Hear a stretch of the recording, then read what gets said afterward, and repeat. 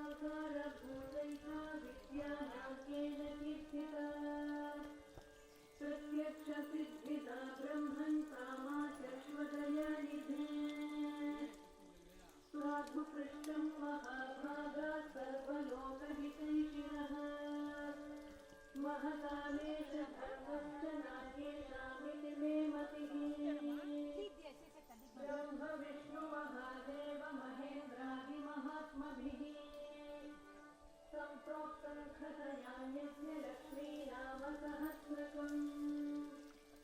यस्योच्चारणमहामन्त्रस्य आनन्दकर्दमचित्रीतेरिन्दिरासुतादयो महात्मानोदः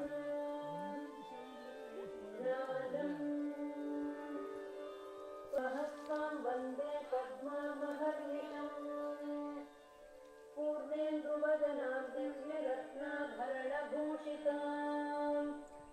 वदनीम् इच्छारूपां भगवतः सच्चिदानन्दरूपजननीं विष्णुवक्षस्थलालयाम्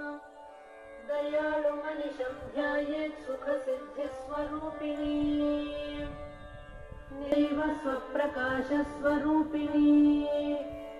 त्रिपुरा भैरवी विद्या हंसा वागीश्वरी शिवा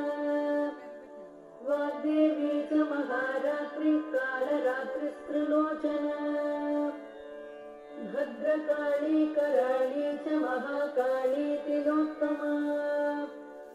काली कराळवक्त्रान्त कामाक्षी कामदा शुभा चण्डिका चण्डरूपेश चामुण्डा चक्रधारिणी त्रैलोक्यजयिनी देवी त्रैलोक्यविजयोत्तमा सिद्धलक्ष्मी प्रिया लक्ष्मी मोक्षलक्ष्मी प्रसादिनी उमा भगवती दुर्गा चान्द्री दाक्षायणी शिवा प्रत्यङ्गिराधरा वेला लोकमाता हरिप्रिया पार्वती परभूतात्मिका परा काली मा पञ्चगावान्नी अविप्रत्यधिदेवता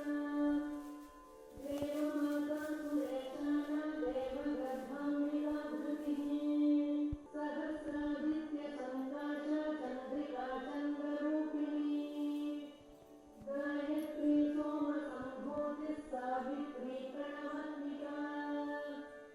शङ्करी वैष्णवी ब्राह्मी सर्वदेव नमस्कृता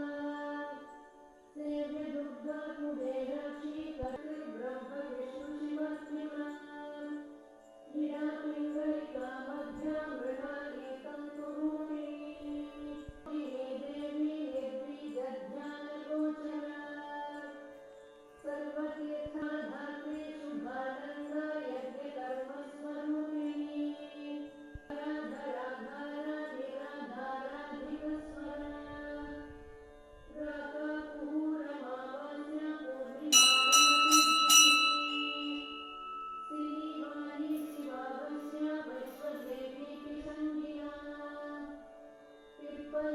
विशालाक्षी रक्षो